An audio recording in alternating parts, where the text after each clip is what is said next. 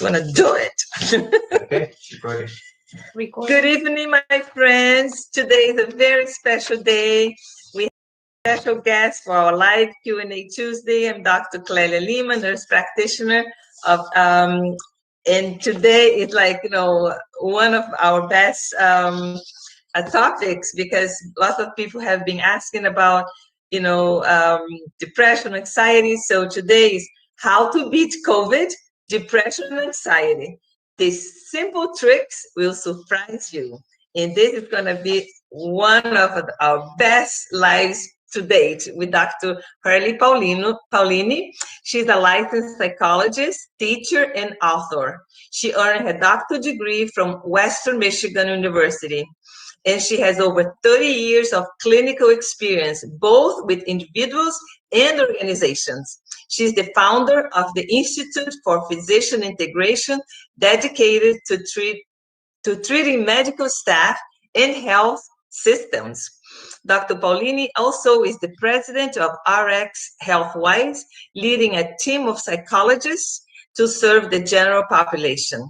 Her work across the nation includes the Mayo Clinic, Advent Health, Orlando Health, Loma Linda, Nemours Hospital, and many others in California, Colorado, Delaware, Florida, Michigan, New Hampshire, Ohio, Texas, Wisconsin. She's everywhere. I am so excited to have Dr. Paolini with us today. And I just want to say a little thing, because we are friends from a long time, and we like to brag that we are friends from 3 generations. Our parents, especially our fathers, they were good friends back in Brazil. We are very good friends now, and our children are friends too. So it's such a delight to have you, my good friend, Dr. Paolini. And I am so excited to hear your good tips about this COVID thing with anxiety and depression. I would love to hear from you, and welcome. Thank you. Thank you so much for having me. It's such a pleasure to be here to participate in what you're doing for the community and for the health of our community. This is an unprecedented time, Dr. Lima, and participants for today. It is a time in our lives where everything that we sort of like had as routine and normal has been disrupted, right? I'm not going to spend much time talking about how much our lives have been disrupted. You all know, right? And then I want to focus more on what can we do at a time like this. This is a time where no one trained us for it. It's a once in a lifetime kind of time. And when it began, it seemed like it was going to be like short time, right? But here we are entering the 3rd year, and this is like stressing and really kind of pushing it to the limit, even those of us who are in the mental health field. So if you are feeling down, if you're feeling anxiety, you're not alone, okay? We have experienced an increase in depression and anxiety that sometimes is 4 times fold in the past 2 years. So this has really challenged us. And so tonight is a tremendous opportunity for us to talk about what is it that we have control over instead of the things we don't have control. Certainly, we don't have control over the virus. Sure, there are things we can do, and certainly we should, to minimize our vulnerability to it. When you wash hands, when you put a mask on, or some of us who are vaccinated and boosted, and there are things we can do to protect ourselves, including nutrition, a good care of our physical bodies so that our immune system is really kind of at its best. We need every single thing that we can master in terms of really kind of doing our part about this, since we can't control the other part, right? So protecting and minimizing physically, and then protecting and minimizing psychologically. So tonight is about the psychological piece. I know Dr. Lima has given you lots of tips about the physical piece, but the psychological piece is super important because it has a lot to do with the physical piece as well.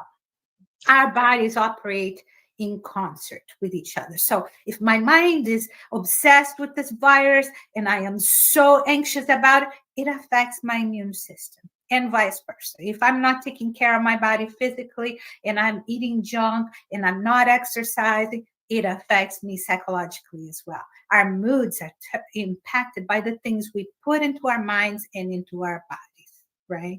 So the first thing I would like to say is the first recommendation for actually recovering our mental health, because it has received an assault through these times, these years of pandemic. The first thing I would like to say is limit your time in media, news, and consuming that. It can become such a habit at a time where, oh, there's a new variant. What's happening here? What's happening in New York? And the people die. That is really not so helpful. Get your news from a source that is a trusted source and do it like once a day or once a week or something like that, or every couple of days, and then lay it to rest, right? What do you do instead? Create a routine. Now, our routines have been totally kind of, disrupted. Some of us had gym memberships. We're not going to the gym. We just don't feel comfortable doing that. We have to create new routines. Instead of focusing on, I can't do this, I can't do that, what is it we can do for our bodies? Certainly we can go for walks, we can take runs, we can do a YouTube video with a dance and some exercise. We can get some weights and have it at our house. There are lots of things we can do to keep our bodies in good shape, and we should, because we don't know actually how long this is going to be. And it's important not to focus on tomorrow, because I'm not in tomorrow, you're not in tomorrow, and tomorrow's not yet here. So what about today? What can I do for my body today? How can I, maybe some of us have been wanting to do better for our nutrition. How about now? Let's get some nice recipes. Let's try something new. Let's get our brains to be tickled with some new learnings, actually, instead of focusing on the things that we lost or that can't come back. Now, having said that, obviously, some of us are grieving, not just for the loss of a job or routine or some other thing, or the loss of being able to go see our loved ones, face to face. Some of us lost loved ones in this pandemic. And so we have a grief that we are carrying with us, and we have to attend to that. And some of us are trying to not pay attention to that. No, it's important that we grieve well.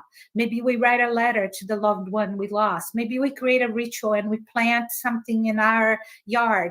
Some of us attended memorial services or funerals on Zoom. We didn't have the ability to hug each other. So it's important that we be very compassionate about what we have been through.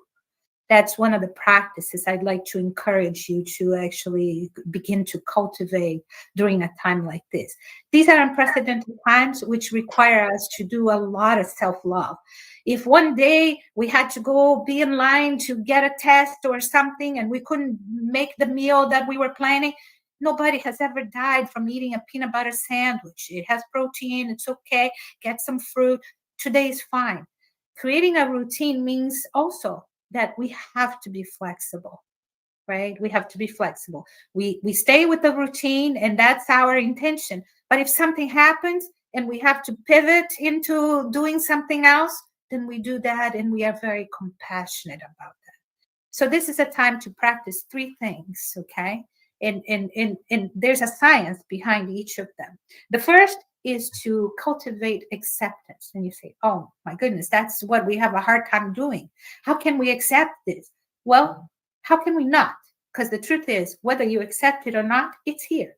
And it's here for who knows how long, right? So accepting it helps us to say, okay, it's here. Our lives have changed. What can I do with it? What is it still possible for me to do that is healthy, that maintains some kind of a routine on a daily basis, right? So that's the first thing, acceptance. It's a kind of a surrender. And surrender is not something that diminishes us. It's something that actually can help us to take control of the things we do have control over and let go of the things we don't. To focus on being present on just today, so that we can then kind of, do what is at our hand to do instead of worrying about what's not yet here, right? The second thing that I would say we need to cultivate is gratitude. Now, there's an incredible body of research in the science of gratitude. It changes our brains. And this is important at this time because bad news and trauma changes our brains too. But if we counteract it with gratitude, Let's say you do something quite simple. At the end of the day, write down 3 gratitudes for the day. That's it. I mean, all of us can do that. It takes less than a minute, right? And you say, well, how can that be helpful? You'll be surprised. In fact, practice it for 7 days and then let us know actually what you experience, because most people experience a change in their moods, experience a change in their attitudes even. And so gratitude, go online, check the science of gratitude. It has tremendous research already in it. And last but not least, I would say practice compassion, self-compassion in particular, but also compassion towards others. Everyone right now is stressed out. Everyone is having a hard time in one way or another. Let's give some grace, right? Let's give some grace. Maybe it's a teenager that you have at home. Maybe it's an elderly parent who is feeling particularly, stressed out. Let's give some grace. Let's actually help each other by applying compassion. What does that mean? Compassion means that sometimes we just let go of the expectations we have for ourselves and for other people. We forgive a lot more easily because we know we're humans and we're going through an incredible time. So those 3 practices would really be helpful right now. And these are things we can do. And by the way, I call it practices because that's what it is. It doesn't come naturally. It's like going and exercising. It's like, unless you do it, our muscles get atrophied. And they get to sort of be flaccid in a way. These are things that are like that. And as you practice them on a daily basis, we become better at it. And then you can see how it affects your emotional health and how it affects your physical health. Dr. Paolini, there was some question about compound grief. Yeah. How to deal with people that are having grief because of the pandemic, but they have other griefs, that have been, surfacing now with this, whole emotions. Yeah, that's one of the things with this pandemic, with this virus situation, is that any of us who had really, significant loss before this time, or who had experienced other traumas, this kind of trauma reawakens the traumas from the past. And so now we have a double whammer. We're dealing with the present and we're dealing with the sort of compounded kind of chronic. And sometimes we haven't dealt with the grief from before, or we have dealt with it, but then it reawakens in a different way and we need to deal with it again. At those times, sometimes if you find it difficult to apply these practices and to self-arrest in a way, the anxiety, or you're not finding a good way to grieve and to be able to let go, then get a trusted companion. Call one of the counselors, call a psychologist, call somebody you've seen before, or call somebody new that can be of help to you right now. The last thing I want to say about that is that we need each other. We need each other more than ever. Now, it's unfortunate that we call the whole thing social distancing, because that's not what it's supposed to be. It's supposed to be physical distancing at times, right? Social actually needs to increase at a time of trauma like this. And so how do we do that and stay safe? How do we, stay connected? We have to get really creative. Thankfully, we have iPhones. We have all kinds of, Androids. We have FaceTime. We have Telegram. We have Zoom. We have Teams. We have all kinds of ways to stay connected. And at this time, we have gotten used, actually, and I'm very concerned about this as a mental health professional. We have gotten used to isolation. And the brain gets used to anything we train it to get used to. Even though it's depressing us, half to death, really, it's still really important that we counteract it, because we are social creatures. Even those of us who are more introverted, we still need some form of connection. It has to be in our own way, but we have to actually stay connected in order to stay well. We are community people. We have to stay connected. So how do you do that? We have to, again, pay really close attention, to be very intentional. Make a point to call a friend once a day, or to have a date with the grandmother once a week, because she's out there, or the grandfather is out there by himself. get the grandchildren, watch a cartoon with them together, and then, have a particular kind of food. I don't know how many Zoom dinners I've had with my boys, just, or playing games, actually, like trivia games, being very creative to just kind of stay connected. Otherwise, we really kind of then begin to suffer from the isolation. And so we may be physically distant, but we should never be socially distant. I'm so glad that you touched on this particular, subject about the connection, because I know that some patients, they tell me, oh, Dr. Lima, I have tried this meditation and this gratitude is not working. But sometimes it's just a matter of reframing the situation. And we need another person to help us to see things that we are sometimes missing out. And I know our brains tend to go on the negative. You may have had a beautiful day, full of wonderful things, but one thing that didn't go well at night when you lay down, you're thinking about that. Oh, why did they do that? Why did they say that thing? But then when you connect with somebody, maybe, somebody that was present in the situation, say, what? That was not important, So reframing things that sometimes consume us, those connections are just like, I'm so glad you talked about that. Yeah. There's a saying, and it's I don't know, some of you may have read it or seen the movie Tuesdays with Morrie. Love the movie. At one point he says, when we're born, we need each other. When we're dying, we need each other. And in between, we need each other even more. True. Because of what you said. And because, again, in isolation, we are left with our own thoughts, with our own traumas, with our own stuff. And we can never really kind of begin to change, to pay attention to the good things that are actually possible today, even in the middle of a pandemic. Mm-hmm. And some people actually, like, for example, I work with doctors, and during the lockdown, they actually found themselves in a way that they had never found before. So it's possible that in the middle of tremendous pain and tremendous, sort of suffering, that sometimes we can garnish some good things from it as well, if we're looking, if we are paying attention. Can you tell a little bit about, your experience dealing with doctors? Because I know some people think like, oh, you are above everybody else. You don't have the problems that other people have. And I think it's so important that you say a little bit how we are all humans. We all have our fears, our anxieties, and our, shortcomings and flaws. And we are not above anybody else. And if you say a little bit about that to see, we all, humans. That's right. So we're humans first before we are MDs, before we become nurse practitioners. We are humans first. And humans experience the wide range of human emotions, right? They experience grief in the same way that you do. They experience stress, sometimes even more. I mean, they're hit with secondary stress. In fact, all of us right now are hit with secondary stress, watching what's happening, and in particular, if we pay too much attention to it. They don't have a choice.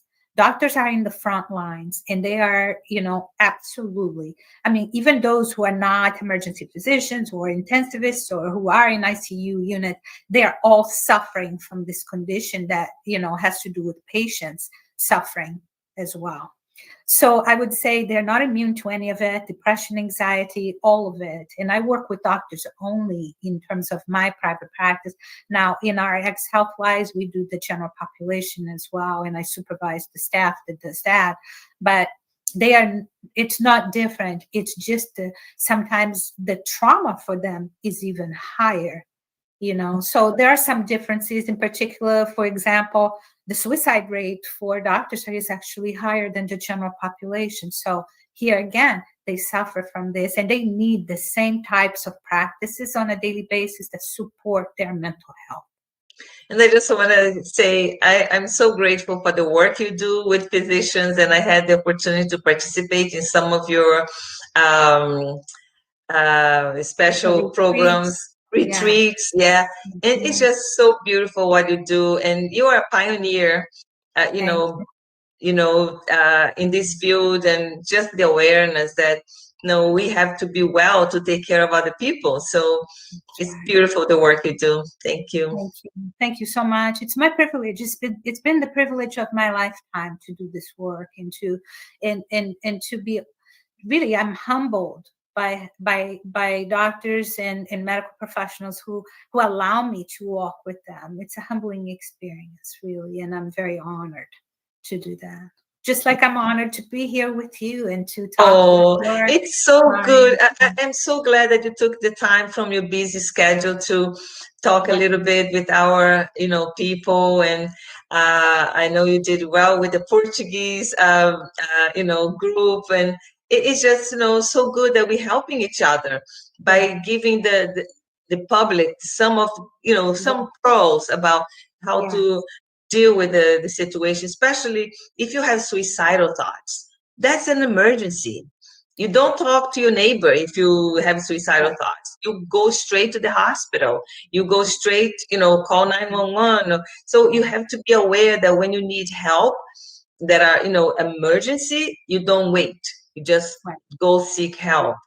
That's right. That's right. And even before that, Dr. Lima, I would say, if you have tried to deal with the trauma or the anxiety or whatever compounded grief you're experiencing, and you're just not finding yourself really with the energy to get out of bed or to even continue to sort of do some helpful things for yourself, please call a counselor, call a psychologist. Let us help you, right? Let us walk together to see you well to the other side. There's no need to suffer alone. We need each other, and that's what we're here for. And I think, it's really important that we do what we can, but then we recognize, okay, I've tried this and it's not working. I need more than this, right? But for the most part, most of us are not doing even what we can do, and we're not staying present on just today, right?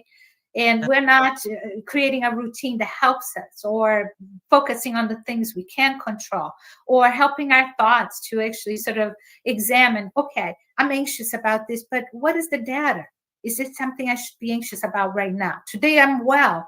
Why am I worrying about tomorrow, whether I'm going to catch this virus or not? Let tomorrow have its own troubles, right? I have enough for today. Let's do what we can today and focus on that. And I like when you said about doing little things, because sometimes we think that to have an impact, we have to do this big thing and go for the whole week and retreat and, go to the mountains. Little things and the consistent basis is just how amazing the benefit, Little routines. I'm reading again a book about the Fuel in 5. It's a doctor from England.